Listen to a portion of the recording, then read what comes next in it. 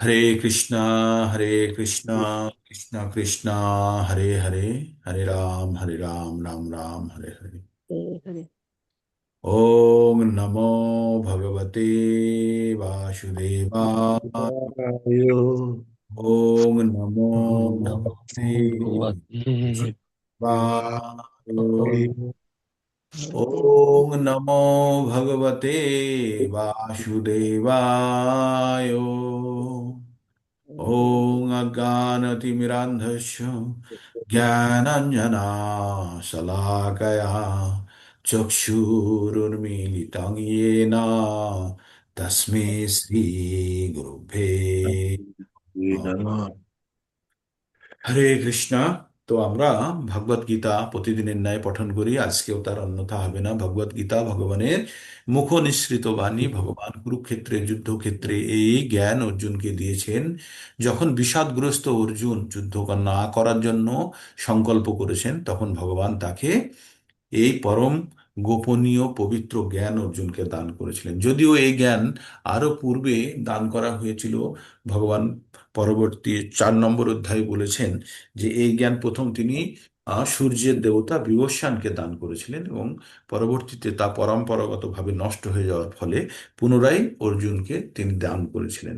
এবং এই জ্ঞান দান করার পরে তার ব্যবহারিক প্রয়োগ চৈতন্য মহাপ্রভু 500 বছর আগে আমাদের দেখিয়ে দিয়ে গেছেন। এই জ্ঞান অর্জুন যেটা গ্রহণ করেছিল, সেটা কিভাবে ব্যবহারিক প্রয়োগ করতে হয়, সেটা কিভাবে করে দেখাতে হয়, সেটি ভগবান চৈতন্য মহাপ্রভু করে দেখিয়েছেন। তো আমরা ভগবত গীতা থেকে 5টি বিষয় সম্বন্ধে জানতে পারি: ঈশ্বর, জীব, প্রকৃতি, সময় এবং কর্ম। এই প্রথম 4টি হচ্ছে স্থির, যেগুলির কোনো পরিবর্তন নেই, সেগুলি ঈশ্বর দ্বারা নিয়ন্ত্রিত। আর পঞ্চম বিষয়টি হচ্ছে কর্ম, যেখানে মনুষ্য বা অন্যান্য প্রাণীদের এইখানে কিছু করার জায়গা আছে। তবে শুধুমাত্র মনুষ্য জীবনেই কর্মের ফল পাওয়া যায়। 3 ধরনের কর্ম হয়: একটি হচ্ছে সকাম কর্ম বা পুণ্য উৎপন্নকারী কর্ম, আর একটি হচ্ছে বিকর্ম বা পাপ উৎপন্নকারী কর্ম, আর পরবর্তী হচ্ছে পাপ বা পুণ্য উৎপন্ন করে না, সেটি হচ্ছে অকাম কর্ম, অকর্ম, বা যেটি ভগবানের উদ্দেশ্যে কৃতকর্ম। এই ভগবানের উদ্দেশ্যে কৃতকর্মই আমাদের অ্যাকচুয়ালি নিত্যকর্ম নামে পরিচিত। ঠিক। তো আমাদের নিত্যকর্ম কি জানতে হবে। আমাদের 2 ধরনের কর্মে ভাগ করে রেখেছি। একটি হচ্ছে জীবন ধারণের জন্য, যেটি আমাদের বেঁচে থাকার জন্য প্রয়োজন, সেটিকে বলছে নৈমিত্তিক কর্ম। আর যেটি ভগবানের উদ্দেশ্যে, আমাদের জীবনের পরম উদ্দেশ্য সাধন করার জন্য যে কর্ম আমাদের, সেটি হচ্ছে নিত্যকর্ম। তো আমরা আমাদের জীবনের পরম উদ্দেশ্য কি? আমাদের আত্মপরিচয় জানা। আমাদের আত্মপরিচয় কি? আমরা আত্মা, আর শরীররূপী এই বাহন বা এই বস্ত্রের ভিতরে আমরা আছি। আর এই শরীর আমাদেরকে আমাদের নির্দিষ্ট গন্তব্যস্থল ভগবানের চরণ পর্যন্ত পৌঁছতে সাহায্য করবে। তাই এই শরীরটিকে ধারণ যখন করেছি, তাই এটিকে রক্ষণাবেক্ষণ করাও আমাদের দায়িত্ব। তাই এটি রক্ষণাবেক্ষণের জন্য যে কর্মগুলি করি, সেগুলি হচ্ছে আমাদের নৈমিত্তিক কর্ম। কিন্তু এই রক্ষণাবেক্ষণের নামে যদি আমরা ইন্দ্রিয় ভোগের প্রতি আসক্ত হয়ে পড়ি, তাহলে আমরা কিন্তু আমাদের নিত্যকর্ম ভুলে যাব। আর সেটি হয়েছে যখন আমরা জড়জগতে পতিত হয়েছি, তখন সবাই প্রায় আমাদের নিত্যকর্ম ভুলে গিয়ে আমরা আমাদের নৈমিত্তিক কর্মের মধ্যে এত বেশি মগ্ন হয়ে গেছি যে আমরা ভুলেই গেছি আমাদের প্রকৃত অস্তিত্ব। আর সেই কারণেই আমরা জড়জাগতিক ইন্দ্রিয় সুখের মধ্যে আমরা ব্যস্ত হয়ে আছি এবং জীবন এইভাবে অতিবাহিত করে দিই। তাই ভগবান অর্জুনকে বারবার একটি কথাই বলেছে যে, অর্জুন, তোমার স্বরূপ জানো এবং তোমার কাজে স্থিত হও। তো আমাদের সব থেকে সমস্যা হয় যখন আমরা আমাদের প্রকৃত পরিচয় ভুলে যাই। আমাদের প্রকৃত পরিচয় কি? জীবের এই স্বরূপ হয় কৃষ্ণের নিত্য দাস। আর ভগবান কি বলেছে? জীব বংশ মামে বংশ জীবালোকে জীবাভূতান সনাতন। তো বলছে এই জীব যারা এই ধরাধামে আছে, তারা প্রত্যেকে ভগবানের অংশ, এবং তারা প্রত্যেকে সনাতন। সনাতন মানে হচ্ছে যার কোনো পরিবর্তন হয় না, ইটার্নাল যাকে বলি, হ্যাঁ, দীর্ঘস্থায়ী। যে আমাদের চিরস্থায়ী, দীর্ঘস্থায়ী নয়, চিরস্থায়ী। দীর্ঘস্থায়ী মানে অনেক দিন পর্যন্ত থাকে, চিরস্থায়ী মানে চিরকাল থাকে। তাই আত্মার বৈশিষ্ট্য হচ্ছে সেটা চিরস্থায়ী, তার কোনো ক্ষয় নেই। তাকে অস্ত্র দিয়ে কাটা যাবে না, জলে ভেজানো যাবে না, আগুনে পোড়ানো যাবে না, এবং বাতাস দ্বারা শুষ্ক করা যাবে না। এটার কোনো সৃষ্টি নেই, এটার কোনো মৃত্যু নেই। আর না জায়তে মিতয়ে বা কদাচিন নায়ং ভুক্তা ভূত্তা ভবিতা বা ভূয়ং অজো নিত্য শাশ্বতহং পুরাণ না হান্নাতে হান্যমানে শরীরে। শরীরকে যদি হত্যা করে দেওয়া যায় তবুও আত্মার কোনো হত্যা হয় না, তাই এ নিয়ে শোক করা উচিত নয়। আর আত্মার পরম গতি আমরা যাতে প্রাপ্ত করাতে পারি সেই জন্য আমাদের সব সময় আমাদের তৎপর থাকা উচিত। তাই আমরা ভগবদ গীতাকে তিনটে অংশে ভাগ দেখতে পাই। প্রথম অংশে হচ্ছে কর্মযোগ, দ্বিতীয় অংশে হচ্ছে ভক্তিযোগ, 1 থেকে 6 নম্বর কর্মযোগ। সেখানে আমরা বিভিন্ন যোগের কথা শুনেছি, সেখানে সাংখ্যযোগ শুনেছি, সেখানে আমরা কর্মযোগ শুনেছি, জ্ঞান যোগ শুনেছি, কর্মসন্ন্যাস যোগ, ধ্যান যোগ, হঠযোগ, বিভিন্ন যোগের কথা শুনেছি এবং তাদের ভালো মন্দ কম বেশি জানতে পেরেছি। পরবর্তীতে আমাদের ভক্তি যোগের সম্বন্ধে বিস্তারিত 6টি অধ্যায়ের মাধ্যমে আমাদের বোঝানো হয়েছে 7 থেকে 12 নম্বরে। আর এই ভক্তি যোগের জ্ঞান অর্জন করার ফলে নিজের ভক্তিকে আরো শক্তিশালী করার জন্য আমরা জ্ঞান যোগের আশ্রয় নিই। সেখানে জ্ঞান যোগের আরো 6টি অধ্যায় আছে, 12 থেকে 13 থেকে 18 নম্বর পর্যন্ত। সেখানে ভগবান সম্বন্ধে, তার ভক্ত সম্বন্ধে আরো বিশদভাবে বলা হয়েছে। আর 18 নম্বর অধ্যায়ে সমস্ত অধ্যায়গুলির একটি সারসংক্ষেপ স্বরূপ প্রস্তুত করা হয়েছে। তো আমরা বর্তমানে জ্ঞান যোগের শেষ পর্যায়ে চলে এসেছি। আমরা 18 নম্বর অধ্যায়ের 40 নম্বর শ্লোক পর্যন্ত আমরা পঠন করে ফেলেছি। এই 40 নম্বর শ্লোক পর্যন্ত পৌঁছাতে গিয়ে আমরা কি কি দেখেছি, 17 নম্বর অধ্যায়ে আমরা এই জায়গাটা আপনাদের বারবার বলে দিই, কারণ 17 এবং 18 নম্বর অধ্যায়, 17 নম্বর অধ্যায়টি অতি বড় নয়, কিন্তু 18 নম্বর অধ্যায়টি অত্যন্ত বড়, বৃহৎ। তাই আপনাদের যাতে সংক্ষেপে যাতে মনে থাকে 18 নম্বরের মধ্যে কি আছে, সেটা বলতে গেলে আমাদের 17 নম্বরকে একটু টেনে রাখতে হয়। হ্যাঁ, 17 নম্বর অধ্যায়কে। তো তাহলে 17 নম্বর অধ্যায়ে আমরা কি জানলাম? 5টি বিষয় সম্বন্ধে জানলাম। 5টি বিষয় কি? শ্রদ্ধা, আহার, যজ্ঞ, দান, তপস্যা। এই 5টি বিষয়ের উপরে 3টে গুণের প্রভাব। 3টে গুণ কি? সত, রজ এবং তমগুণের 3টে গুণের প্রভাব আমরা জানলাম। তারপরে জানলাম কি? ওং তৎসৎ, যেটি শব্দ ব্রহ্মরূপে পরিচিত এবং কোনো শুভ কাজের পূর্বে এবং অন্তে ওং তৎসৎ ব্যবহার করা যেতে পারে বা করা হয়। 18 নম্বর অধ্যায়ে প্রবেশ করতেই অর্জুন ভগবানকে জিজ্ঞেস করলেন যে ভগবান, সন্ন্যাসী আর ত্যাগীর মধ্যে পার্থক্য। ভগবান বললেন, সন্ন্যাসী যারা, যারা সবকিছু, সমস্ত প্রকার সঙ্গ নাশ করে দিয়েছে এই জড়জগতের সঙ্গে, তারা হচ্ছে সন্ন্যাসী, যারা কর্ম পর্যন্ত ত্যাগ করে দিয়েছে। আর যারা ত্যাগী, তারা কর্ম ত্যাগ করেনি, তারা কর্মের ফল ত্যাগ করেছে, তারা কর্ম করছে। তো বিভিন্ন জন বিভিন্ন রকম মনীষীদের কথা বলেছেন, ভগবান নিজেও বলেছেন, তবে বলেছেন যজ্ঞ, দান, তপস্যা এই 3টে কর্ম কখনোই ত্যাগ করা উচিত নয়। এই 3টে কর্ম মনুষ্যকে কি, এমনকি মনীষীদেরও পবিত্র করে। তাই ভগবান শুরুতেই 3 ধরনের ত্যাগের কথা বললেন, শতগুণ, রজগুণ এবং তমগুণ দ্বারা ত্যাগ কিভাবে প্রভাবিত হয়। তারপরে তিনি কর্ম সম্বন্ধে বললেন, 3 ধরনের কর্ম, শত, রজ, তম। তারপরে তিনি বললেন কর্তা, যে কোনো কাজ করতে গেলে আমাদের 5টি বিষয়ের উপরে নির্ভর করতে হয়। 5টি বিষয় কি? 5টি বিষয় হচ্ছে, বা 5টি ফ্যাক্টর খুব গুরুত্বপূর্ণ। কি কি সেগুলি? হচ্ছে কর্তা, যে কোনো কাজ করতে গেলে একজন কর্তা লাগে। 2 নম্বর স্থান, কোন জায়গায় করা হচ্ছে। তো আমরা যদি এই দেহটাকে স্থান ভাবি, তাহলে আত্মা আমাদের দেহের উপরে কাজ করছে। যখন কাজটি করা হয় তখন ইন্দ্রিয় সমূহের প্রয়োজন হয়, করণ মানে উপকরণ, যার দ্বারা কাজটি করা হবে। তো সেগুলো হচ্ছে ইন্দ্রিয় সমূহ। আমরা যে কোনো কাজ আমাদের ইন্দ্রিয়, কর্মেন্দ্রিয় দিয়ে করি। আর তারপরে কি হচ্ছে? কর্মেন্দ্রিয় দিয়ে করি।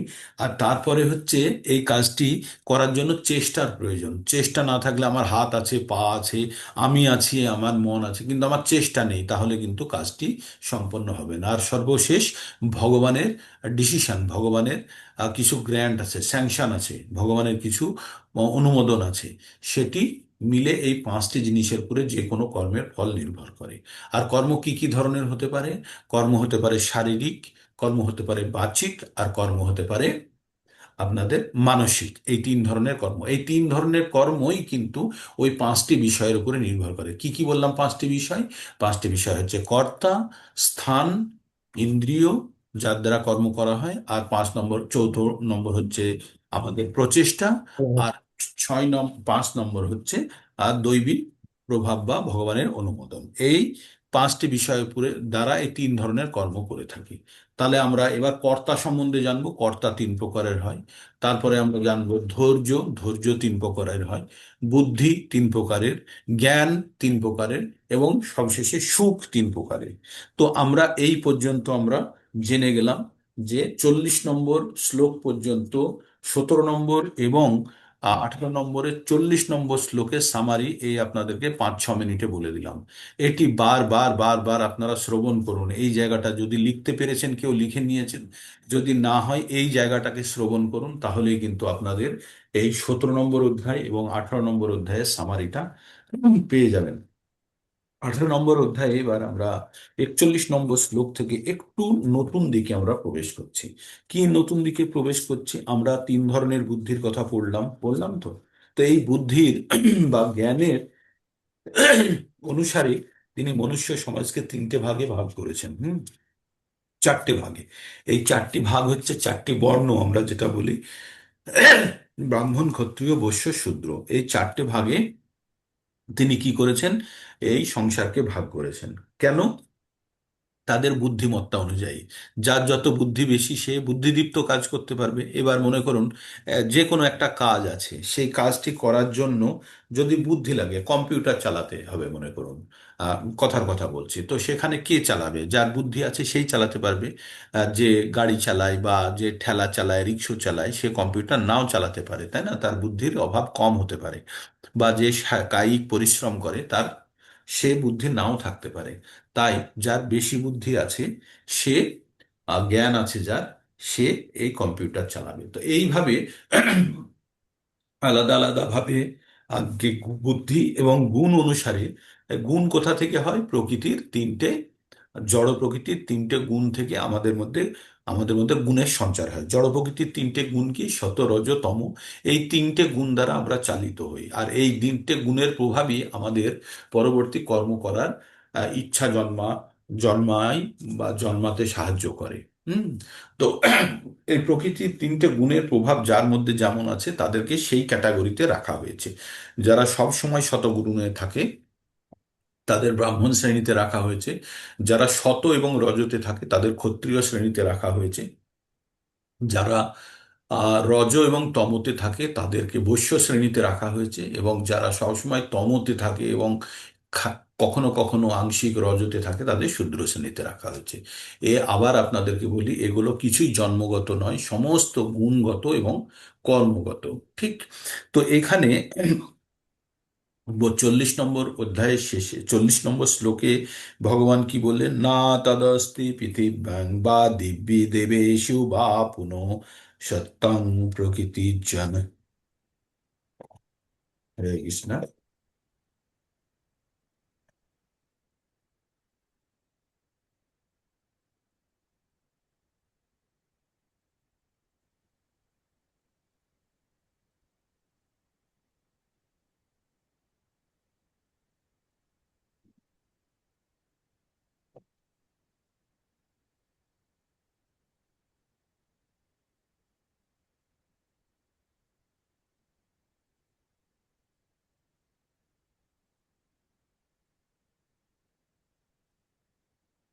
কৃষ্ণ কৃষ্ণ, হরে হরে, হরে রাম হরে রাম, রাম রাম হরে হরে, Hare হরে কৃষ্ণ হরে কৃষ্ণ, কৃষ্ণ কৃষ্ণ হরে হরে, হরে রাম রাম, হরে Hare কৃষ্ণ হরে কৃষ্ণ, কৃষ্ণ কৃষ্ণ হরে হরে, হরে রাম,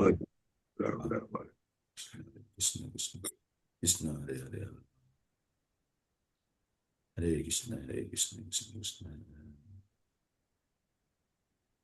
হরে কৃষ্ণ। তো ভগবান কি বললেন এখানে? না তদন না তদস্তি পৃথিব্যাং বা দিব্যি দেবেষু বা পুনঃ সত্যং প্রকৃতির জয় মুক্ত যদ্দেভি সতিভির গুণেই। তো ভগবান বললেন, এই পৃথিবীতে বা স্বর্গলোকে যেখানে যেই থাকুক, কেউই এই 3 গুণের অতীত নয়। তাহলে প্রত্যেকে এই জড় প্রকৃতির 3টে গুণ দ্বারা প্রত্যেকেই আচ্ছন্ন বা প্রত্যেকেই এর দ্বারা প্রভাবিত। তাই আমাদের কি জানতে হবে? যে আমরা জড়গুণের বাইরে কিভাবে বেরোবো। 1 মিনিট হরিনাম জপ করুন তো, কেউ একজন হরিনাম জপ করুন। Hare Krishna, Krishna Krishna, Hare Hare, Hare Rama, Rama Rama. Hare Hare, Hare Krishna, Krishna Krishna, Hare Hare, Hare Hare Rama, Hare, Rama Rama. Hare Hare, Hare Hare Krishna, Krishna Krishna, Krishna Hare Krishna, Hare, Hare Hare Rama, Rama Rama, Hare Hare. Hare Krishna, Krishna, Hare Krishna Krishna, Krishna, Hare Krishna, Hare, Hare Rama Rama, Hare Hare. Hare Krishna, Krishna Krishna, Hare Hare, Hare Hare Rama, Rama Rama, Hare Hare. Hare Hare Krishna, Krishna, Krishna, Hare Hare, Hare Ram, Ram Ram, Hare Hare. Hare Krishna, Hare Krishna, Krishna, Krishna Hare Krishna, Hare Hare, Hare, Hare Hare Ram, Hare Ram, Ram Ram, Hare হরে কৃষ্ণা। তো আমরা এই প্রকৃতির তিনটে গুণ দ্বারা আমরা প্রভাবিত, তার মানে আমরা প্রকৃতির তিনটে গুণের উপরে আমরা বিস্তারিত আলোচনা করেছি, কারণ এটি অত্যন্ত গুরুত্বপূর্ণ। আমাদের প্রত্যেকের যে স্বভাব, আমরা প্রত্যেকে যে কর্মগুলো করি সবগুলি প্রকৃতির গুণ দ্বারা চালিত হই। তাই আমাদের জীবন, মনুষ্য জীবনকে জানতে হলে প্রকৃতির তিনটে গুণ জানা খুব প্রয়োজন। আমরা কোথায় থেকে শুনতে শুরু করেছিলাম প্রকৃতির তিনটে গুণ সম্বন্ধে? 14 নম্বরে পড়লাম, 17 নম্বরে পড়লাম, 18 নম্বরে পড়লাম, এবং প্রত্যেকটা জায়গাতেই আমরা প্রকৃতির তিনটে গুণের কথা বারবার বারবার আমরা পড়েছি, তাই না? প্রকৃতির তিনটে গুণ কি? সত্য, রজ এবং তম। প্রকৃতির এই তিনটে গুণ আমরা প্রতিবারই আমরা দেখছি, সত্য, রজ এবং তম তিনটে গুণ দ্বারা আমরা প্রভাবিত। তো এই তিনটে গুণের কার মধ্যে কি গুণের পরিমাণ কতখানি আছে সেই অনুযায়ী আমরা ভাগ করেছি। যেমন তিনটে রং জানেন? তিনটে রং আছে, হচ্ছে লাল, হলুদ আর নীল। এই তিনটে রং মিশিয়ে যত পৃথিবীতে রং আছে সব রং তৈরি করা হয়। এই তিনটে রংকে বলা হয় প্রাথমিক রং বা প্রাইমারি কালার। কি কি রং? লাল, নীল আর নীল। Hare. লাল, নীল আর হলুদ, এই তিনটে রং দিয়ে এ হলুদ, পৃথিবীতে যত রং আছে সব রং তৈরি হয়। হ্যাঁ, তো এই তিনটে রংকে বলা হয় প্রাইমারি রং। তো তাহলে আপনি বলুন যে কমলা কিভাবে তৈরি হবে, সবুজ কিভাবে তৈরি হবে? নীল আর হলুদ মেলালে সবুজ হয়ে যায়, আবার লাল আর হলুদ মেলালে কমলা হয়ে যায়। তো এইরকম ভাবে আলাদা আলাদা পরিমাণ মিশ্রিত করে বিভিন্ন রং প্রস্তুত করা হয়। তেমনি আমাদের তেমনি আমাদের বিভিন্ন এই তিনটে গুণ আছে, কি? সত, রজ, তম। এই তিনটে গুণের কম বেশি পরিমাণের উপরে আমাদের এক একজনের গুণ নির্ভর করে। তাই এই তিনটে গুণ 1%, 2%, 3% এরকম করে 100% হচ্ছে সব গুণগুলো মিলিয়ে। মনে করুন একজনের মধ্যে 80 ভাগ আছে শতগুণ, 10 ভাগ আছে রজগুণ, আর 10 ভাগ আছে তমগুণ, হ্যাঁ না? তো এইরকম মানুষের এক রকমের মানুষ হলো। আর এক ধরনের মানুষ হলো, মনে করুন একজনের আছে 90% হচ্ছে শতগুণ, 5% হচ্ছে রজগুণ, আর 5% হচ্ছে তমগুণ। আর এক ধরনের হলো 90% হচ্ছে শতগুণ, 10% হচ্ছে রজগুণ, আর 0 হচ্ছে তমগুণ। আবার আর এক ধরনের মানুষ হলো 90% তমগুণ, 5% রজগুণ, 5% শতগুণ। আবার কেউ হলো 100% শতগুণ। এইভাবে এইভাবে করতে করতে 4 লক্ষ প্রজাতির মনুষ্য বানানো আছে, ঠিক? এই পার্সেন্টেজ অনুযায়ী। তো আমাদের মধ্যে এবার কোন গুণের প্রভাবটি বেশি হবে সেটি সম্পূর্ণভাবে নির্ভর করছে আমরা প্রকৃতিকে কিভাবে দহন করি। আমরা প্রকৃতিকে কিভাবে দহন করি। আপনাদেরকে প্রতিদিনই প্রায় এই শ্লোকটি আমি বলি যে পুরুষঃ প্রকৃতিস্থৈহি ভুঙ্ক্তে প্রকৃতি জান গুণান কারণং গুণসঙ্গস্য সদ অসজ্জনে জন্মস্যু। আমরা এই মনুষ্য প্রকৃতিকে যেভাবে দহন করব, যেভাবে প্রকৃতিজাত গুণ অর্জন করব, সেইভাবেই আমাদের মধ্যে কিন্তু গুণের সঞ্চার হবে। আমাদের মধ্যে গুণের সঞ্চার হবে। তো আমাদের মধ্যে কি কি গুণগুলি প্রকট রূপে রূপে হয়? শত, রজ, তম। এবার ভক্তি করতে গেলে কমপক্ষে আপনাদেরকে শতগুণে আসতে হবে, নাহলে ভক্তি হবে না। আর শতগুণের ঊর্ধ্বে আরেকটু গুণ আছে, সেটিকে বলা হয় গুণাতীত অবস্থা বা ব্রহ্মভূত অবস্থা। এই অবস্থাতে পৌঁছতে গেলে সম্পূর্ণরূপে ভক্তিতে যারা লীন হয়ে থাকে তারাই শুধু এই ব্রহ্মভূত অবস্থায় যেতে পারে। আর ব্রহ্মভূত অবস্থা মানে কেউ যদি কৃষ্ণ ভাবনায় সম্পূর্ণভাবে লীন থাকে তবুও সেও কিন্তু ব্রহ্মভূত অবস্থা প্রাপ্ত করে থাকে। সেটি 17 নম্বর অধ্যায়ের আমরা শেষের প্যারায় পড়েছি। এইবার আমরা প্রবেশ করে গেলাম, তাহলে প্রকৃতির গুণের উপরে নির্ভর করে এই সমাজকে চারটে ভাগে ভাগ করা হয়েছে। কোনো অবস্থাতে এটি জন্মগত নয়।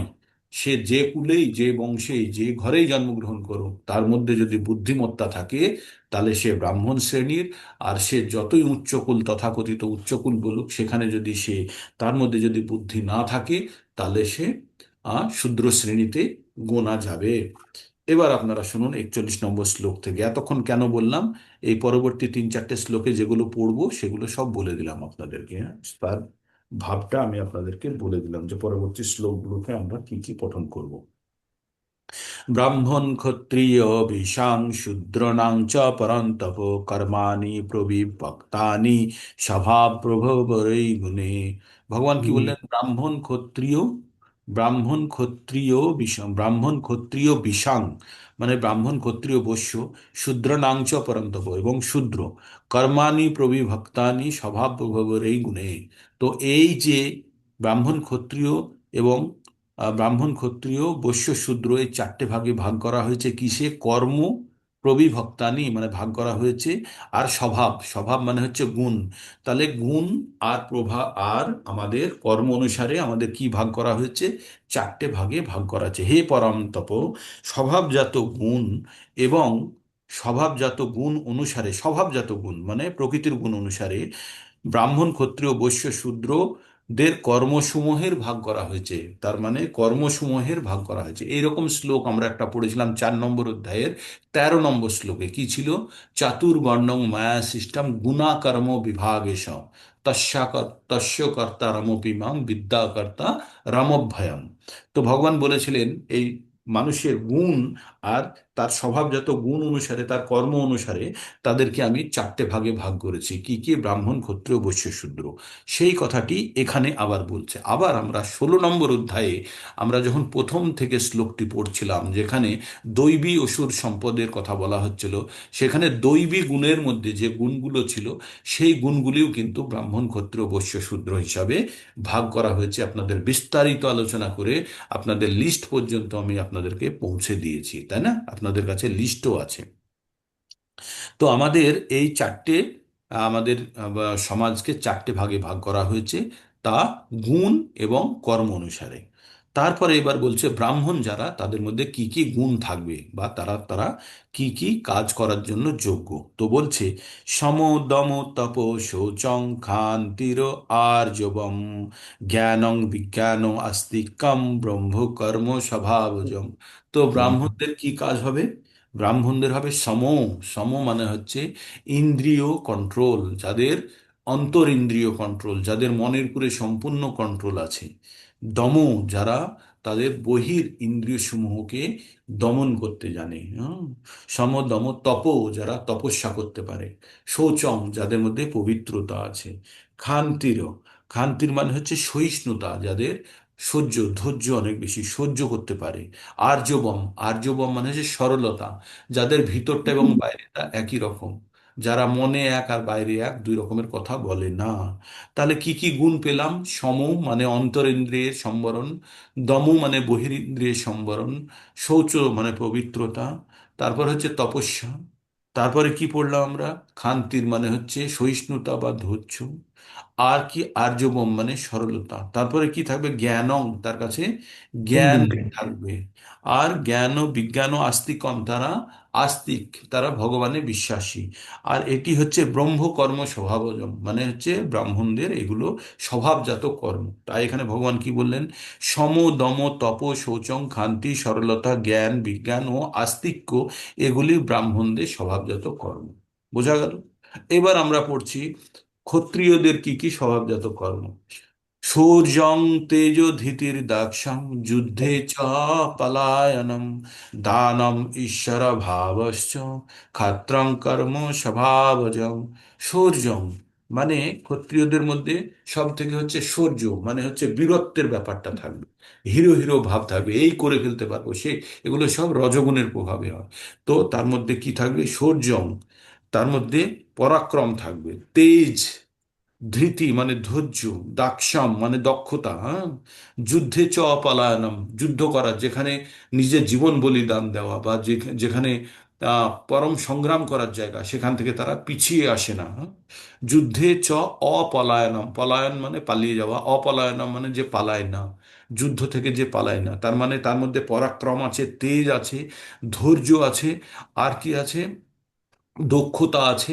আর যুদ্ধ থেকে সে পলায়ন করে না। ছটি গুণ নিয়ে আমরা এখানে কথা বলছি। আর দান, সে দান করতে পারে, আর তার মধ্যে ঈশ্বর ভাব আছে, তার মধ্যে ঈশ্বরে তার ভক্তি আছে। আর এই কাজগুলি হচ্ছে কাদের কাজ? এই কাজগুলি হচ্ছে ক্ষত্রিয়দের কাজ। হ্যাঁ, তো বলছে শৌর্য, তেজ, ধৃতি, দক্ষতা, যুদ্ধে অপলায়নম, দান এবং শাসনের ক্ষমতা, এগুলি হচ্ছে ক্ষত্রিয়দের স্বভাবজাত কর্ম। ঠিক। এবার আমরা বৈশ্য এবং শূদ্রের কি স্বভাবজাত কর্ম কি পড়ব। কৃষি গোরক্ষা বাণিজ্যম বৈশ্য কর্ম স্বভাবজম। যারা বৈশ্য হবে তাদের কাজ হবে কি? তারা কৃষি, তারা চাষবাস করবে। আর কি করবে? গোরক্ষা, তারা গরুকে, গোমাতাকে রক্ষা করবে। আর কি করবে? তাদের বাণিজ্য করবে। যারা অর্থ উপার্জন করে তারা সমাজকে চালানোর জন্য তারা সমস্ত প্রকারকার খাদ্য ভাণ্ডার দেবে, দুধ দেবে। আর কি দেবে তারা? তারা বাণিজ্য করে, ব্যবসা করে সকলের কাছে খাদ্যান্ন পৌঁছে দেবে। হ্যাঁ, আর এটা হচ্ছে বৈশ্যদের কাজ। আর শূদ্রের কাজ কি? পরিচাত্তক পরিচর্যাত্তকম, পরিচর্যাত্তকম কর্ম শুদ্রাণী শূদ্রাস্যাপি স্বভাবজম। মানে শূদ্রেদের কাজ হচ্ছে পরিচর্যা করা। পরিচর্যা মানে অন্যদের সাহায্য করা। যে ওই যে ব্রাহ্মণ, ক্ষত্রিয়, বৈশ্য, এই তিন ধরনের যারা আছে, যাদের, তাদেরকে হেল্প করবে কিভাবে? কায়িক পরিশ্রম দিয়ে। কারণ তার কাছে বুদ্ধি কম, সে তো, তার বুদ্ধি নেই, সে তো পরিশ্রম ছাড়া কিছু করতে পারবে না। তাই পরিশ্রমের মাধ্যমে সে অন্য তিনজন যারা আছে তাদেরকে সাহায্য করবে। তাহলে এই গুণগুলোকে যদি আমরা খুঁজে বার করি, তাহলে আমরা এখানে আহ সম, দম, তপ, শৌচম, ক্ষান্তি, আর্জবম, 9টি গুণ পড়লাম এখানে, তাই না? এক, হ্যাঁ, দুই, তিন, চার, পাঁচ, ছয়, সাত, আট, নয়। তো আমরা ব্রাহ্মণদের 9টি পড়লাম, এবং ক্ষত্রিয়র কটি পড়লাম? 6টি পড়লাম। শৌর্য, তেজ, ধৃতি, দক্ষ, যুদ্ধে অপলায়ন, দান, শাসনের ক্ষমতা। আর বৈশ্যের কি কি পড়লাম? কৃষি, গোরক্ষা এবং বাণিজ্য, 3টি পড়লাম। শূদ্রের রস কটা পড়লাম? পরিত্যাগ, 1টি পড়লাম। হ্যাঁ, শূদ্রের 1টি পড়লাম। 1টি গুণ কি? সেটি হচ্ছে যে আম, অন্য পরিচর্যা। তিনজনকে সাহায্য করা। আর ওর কোনো মান পাওয়ার ইচ্ছা থাকবে না। আমরা আগেও দেখেছি, ওর কোনো মান পাওয়ার ইচ্ছা থাকবে না। তো আমরা ওই চার্টটা আপনাদের দিয়েছিলাম, মনে আছে? ওই চার্টটার সঙ্গে একবার মিলিয়ে নেবেন। কর্ম আর বর্ণ অনুসারে, মানে ওখানে সেখানে বর্ণ এবং আশ্রম দুটো মেলানো ছিল, আর এখানে আলাদা আলাদা করা ছিল, আর এখানে মিলিয়ে দেওয়া আছে। এইবার আমরা কি বলছে? এইবার বলছে, এবার একটা জিনিস জানবেন, যে আমরা সবাই কিন্তু আলাদা আলাদা আহ, পোশাকে অভিনয় করছি, আলাদা আলাদা পোশাক পরে অভিনয় করছি। কেউ রাজার রোল করছে, কেউ মন্ত্রীর রোল করছে, কেউ সিপাহের রোল করছে, কেউ চোরের রোল করছে। হ্যাঁ, বিভিন্ন আমরা অভিনয় করছি। তার জন্য এবার কে কত ভালো অভিনয় করছে তারপরে কিন্তু তার পুরস্কার নির্ভর করে। তেমনি আমরা যে যে বর্ণেই থাকি, কে কতভাবে ভগবত ভক্তি করছে সেটাই এখানে বেশি গুরুত্বপূর্ণ। যে যেখানে আছে, ব্রাহ্মণ কুলে বা ব্রাহ্মণ হয়ে যে আছে, তার দায়িত্ব অনেক বেশি। তাকে ওই 15টা 12টা গুণ তাকে মেনটেন করতে হবে। কিন্তু যে শূদ্র, তার কাছে একটা গুণ হলেই যথেষ্ট, সেটা অমাননীয়, সে কারোর থেকে মানের আশা করে না। এবং সে একটা গুণ রেখেই যদি ভগবানের মানে ভগবানের আরাধনা করে, সে যে ফল পাবে, আর ব্রাহ্মণ তার 14টা 12টা গুণ নিয়ে সে ভগবানের আরাধনা করে, একই ফল পাবে। তো এখানে কোনো, যে যে অবস্থাতে আছে সেই অবস্থা থেকে ভগবানের যদি পরিচর্যা করতে পারে, ভগবানের ভক্তি করতে পারে, সকলে একই ফল পাবে। তাই এক জায়গাতে বলছে, অত পুম্ভি দ্বিজ শ্রেষ্ঠ বর্ণাশ্রম বিভাগ এসো। এই যে বর্ণ আর আশ্রমে যে বিভাগ করা হয়েছে, এতে কোনো অসুবিধা নেই। স্বনিষ্ঠিতস্য ধর্মস্য, যে যে বর্ণে আছে, আশ্রমে আছে, সেটিকে ঠিকভাবে পালন করে, সেই কাজটি করে কি করতে হবে? আহ, কি করতে হবে? স্বয়ং সিদ্ধি হরিতোষণম, সেটির মাধ্যমে যদি হরিতোষণ হয়, হরিকে যদি সন্তুষ্ট করতে পারে, তাহলে তার পারপাস সলভ হয়ে গেল। সে ব্রাহ্মণকে যুদ্ধ করতে যাওয়ার প্রয়োজন নেই, বৈশ্যকে যুদ্ধ করতে যাওয়ার প্রয়োজন নেই, শূদ্রকে যুদ্ধ করতে যাওয়ার প্রয়োজন নেই। সে যে যে অবস্থাতে আছে সেখানে থেকে সে যদি ভগবান ভক্তি করতে পারে, তাহলেই তার চরম সিদ্ধি হয়ে যাবে। গলাতে একদম ঠান্ডাতে গলা চোখ হয়ে যাচ্ছে। তো এবার কি বলছে, সে সে কর্মণ্যভিরত স্বয়ং সিদ্ধিং লভতে নরম নর স কর্ম নিরত সিদ্ধিং তথা বিন্দতি তৎসুনু। তো ভগবান বললেন, নিজ নিজ স্বভাব কর্মের মধ্যে, স্বভাবজাত কর্মের মধ্যে নিয়োজিত থেকে মানুষ সিদ্ধি লাভ করে থাকে। স্বীয় কর্মে যুক্ত মানুষ যেভাবে সিদ্ধি লাভ করে তা শ্রবণ করে। তো এইভাবে যে যে অবস্থাতে আছে সেই অবস্থাতে সে ভগবত ভক্তি করে সে সিদ্ধি লাভ করতে পারে। হুম। এবার কি বলছে, যৎ প্রবৃত্তি ভূতানাং, যৎ প্রবৃত্তির ভূতানাং येन সর্বমিদং ততম সা কর্মণা তমোর্ভচ্য সিদ্ধিং বিন্দতি মানব। যৎ প্রবৃত্তি ভূতানাং येन সর্বমিদং ততম সা কর্মণা তমোর্ভচ্য সিদ্ধি সিদ্ধির্বিন্দতি মানব। তো বলছেন, যিনি সমস্ত, যার সমস্ত জীবনের পূর্ব বসান, পূর্ব বাসনা রূপ প্রবৃত্তি, কি বলছে, যা থেকে সমস্ত জীবের পূর্ব বাসনারূপ প্রবৃত্তি এবং যিনি সমগ্র বিশ্বে ব্যাপ্ত আছেন, তাকে মানুষ তার নিজের কর্মের দ্বারা অর্চনাপূর্বক সিদ্ধি লাভ করে। কার কথা বলছে এখানে? এই যারা চারটে ভাগে ভাগ করা হলো, এই জীবসমূহ তাদের নিজ নিজ অবস্থায় থেকে, আর কাকে, সমস্ত জীবের পূর্ব বাসনা স্বরূপ প্রবৃত্তি হয়, যিনি সমগ্র বিশ্বে ব্যপ্ত আছেন। তিনি সমগ্র বিশ্বে ব্যপ্ত আছেন কি? ঈশ্বর। এবং তাকে মানুষ নিজের কর্মের দ্বারা অর্চনাপূর্বক সিদ্ধি লাভ করেন। তার মানে ওই কথাটাই এতক্ষণ আমরা যেটা পড়লাম, যে যে ধর্মে, যে যে অবস্থায় আছে সেই অবস্থায় থেকে যদি পরমেশ্বরের অর্চনা বন্দনা করি আমরা, কিভাবে করি আমরা?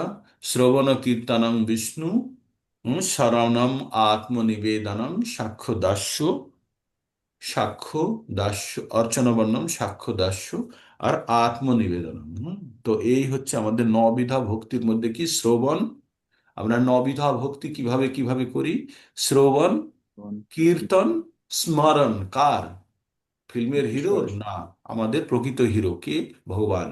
তো ভগবানের কি করতে হবে?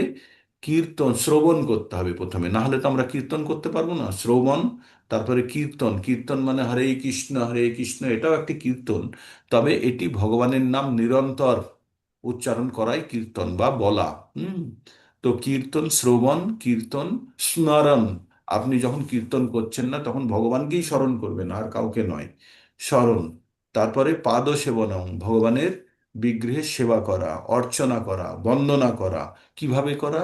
দাস্য ভাবে করা, ভগবানের দাস হয়ে করা।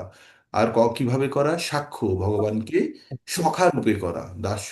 আর তারপরে কি হচ্ছে? আত্মনিবেদন, মানে সম্পূর্ণভাবে ভগবানের চরণে নিজেকে নিবেদন করা। তো এই নবিধা ভক্তির পদ্ধতি অবলম্বন করে, যেটি যার জন্য প্রযোজ্য হচ্ছে, সেইভাবে আমরা এই নবিধা ভক্তিকে আমরা অনুসরণ করে ভগবানের আমরা সেবা দিতে পারি। এবার কি বলছে 47 নম্বর শ্লোকে আমরা পড়ছি, শ্রেয়ান স্বধর্ম বিগুণাঃ পরধর্মাৎ সদা নিষ্ঠুতাৎ স্বভাব নিয়তং কর্ম কুর্বান্ন প্লতি কিল্লিশম।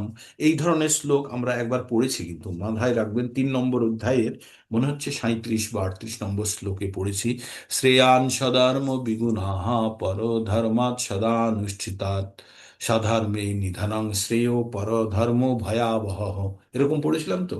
তো হ্যাঁ। এটি সেইটিরই আবার পুনরায় এখানে উত্থাপন করা হচ্ছে, শ্রেয়ান সধর্ম বিগুণাঃ পরধর্মাৎ সদানুষ্ঠিতাৎ স্বভাব নিয়তং কর্ম কুর্বান্নপি কুর্বান্নপ্লতি কিল্লিশাম। তার মানে বলছে, যে যে বর্ণে বা ধর্মে আছে, যার যে গুণ আছে, সেই গুণে থেকে সে যদি তার ধর্ম অনুসারে, গুণ অনুসারে সে যদি কর্ম করে, তাহলে স্বভাব নিয়তং কর্ম কুর্বান্নপ্লতি কিল্লিশাম, তাহলে সেই ধর্ম অনুষ্ঠান করলে কখনোই তাকে পাপে জড়াতে পারে না বা কলুষিত হতে পারে না। সে কখনো পাপে লিপ্ত হতে পারে না। যে যে বর্ণে আছে, যে যে ধর্মে আছে, সেখানে থেকে, ধর্ম মানে এখানে হিন্দু, মুসলিম, খ্রিস্টান, জৈন না, ধর্ম মানে গুণের কথা বলছে, যার কোয়ালিটির মধ্যে আছে, সেই অবস্থাতে থেকে সে যদি ভগবানের পরিচর্যা করে, ভগবানের শ্রদ্ধা ভক্তি করে, ভগবানের অর্চনা বন্দনা যদি করে, তাহলে তাতে কিন্তু কোনো রকমের পাপ লিপ্ত হয় না। সে তার স্বীয় ধর্ম অনুসারে কাজ করেও, একজন সৈনিক যদি একজন শত্রুকে হত্যা করে, সেখানে হিংসা করা হলো, কিন্তু তার জন্য তার কোনো পাপ হবে না, কারণ সে ক্ষত্রিয়র কর্ম করছে, ঠিক? তাই এখানে বলছে, উত্তম রূপে অনুষ্ঠিত পরধর্ম অপেক্ষা স্বধর্ম অসম্য রূপে অনুষ্ঠিত হলেও শ্রেয়স্কর। মানুষ স্বভাববিহিত কর্ম করে কোনো পাপে লিপ্ত হয় না।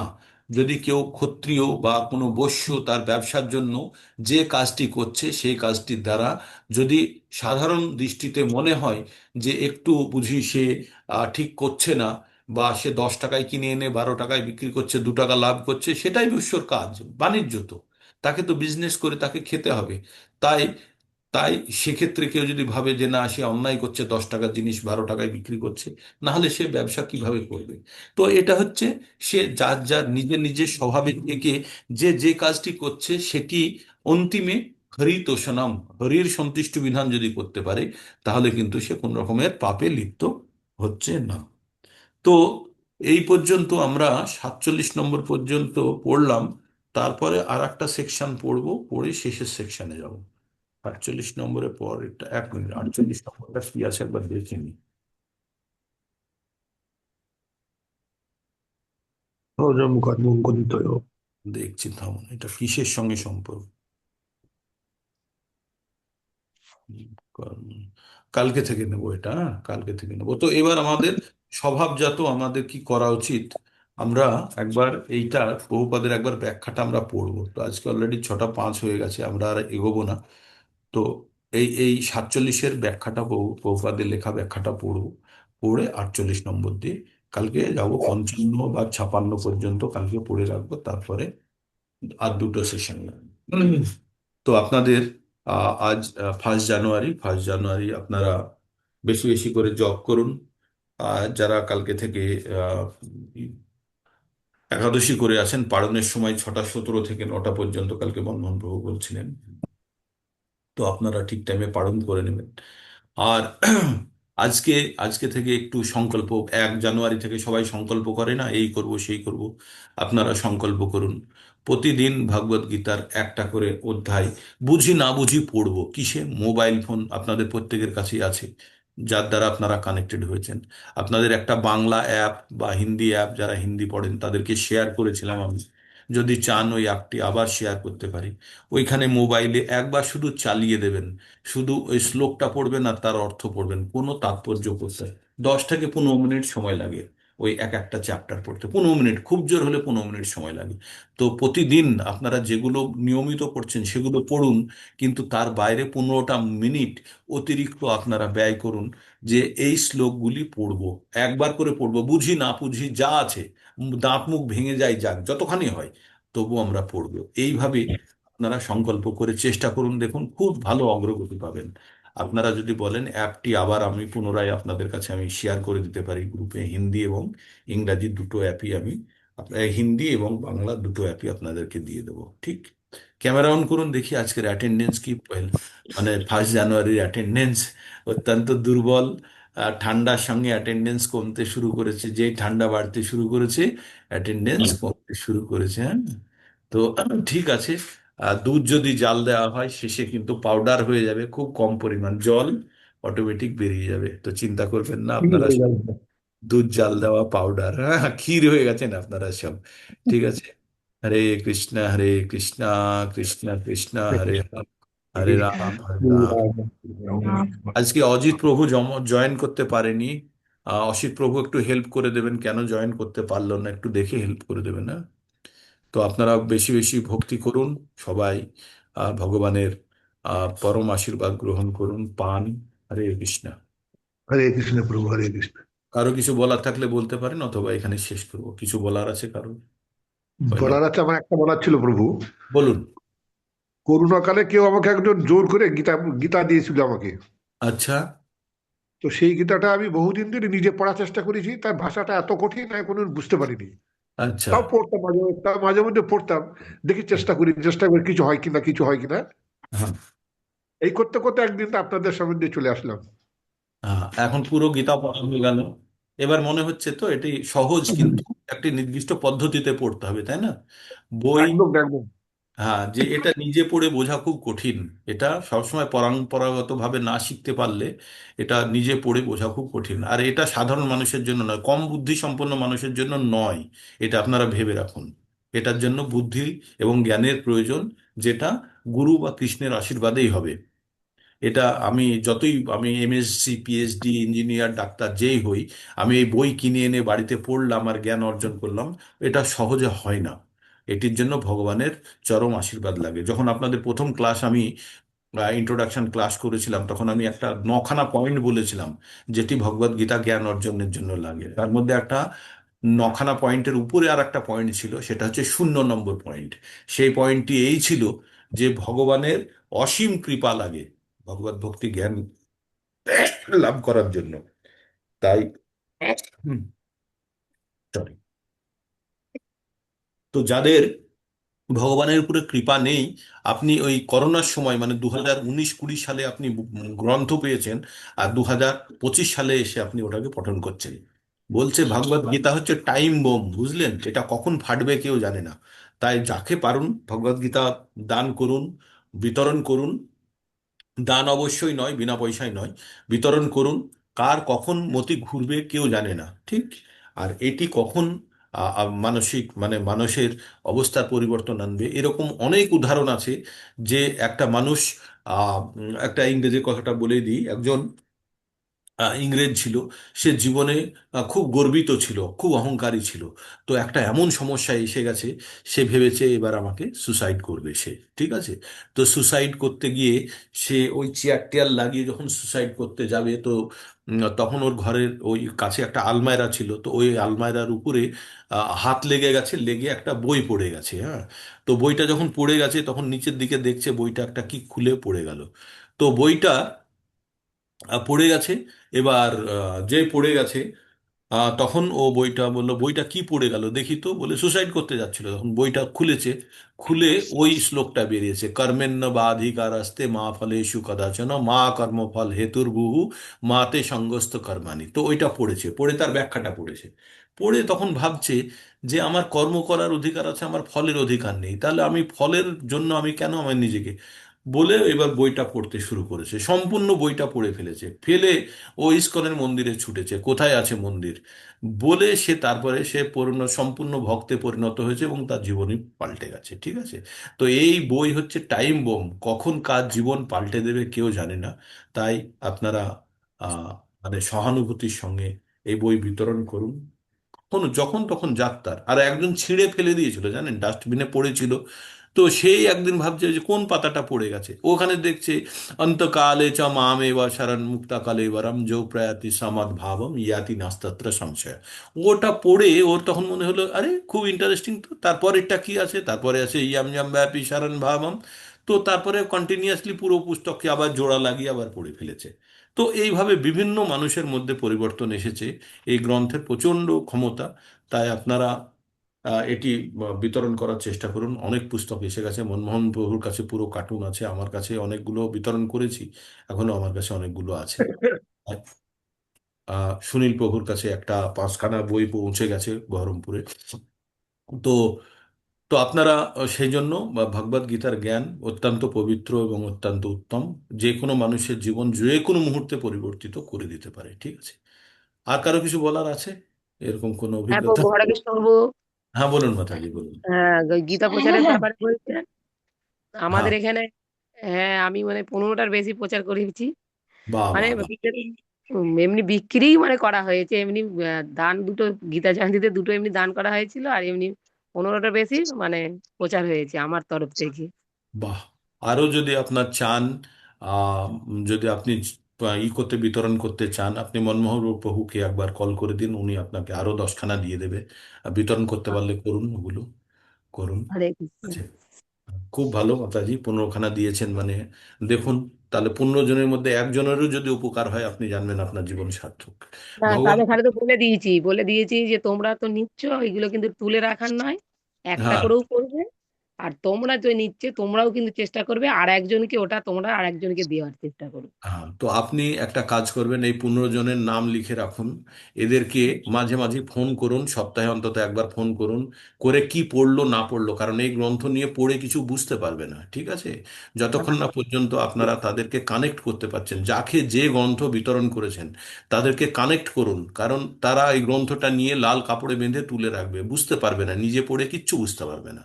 তাই তাদেরকে সাহায্য করুন, আপনারা গ্রন্থ দিয়ে সাহায্য করেছেন, এবার তাদেরকে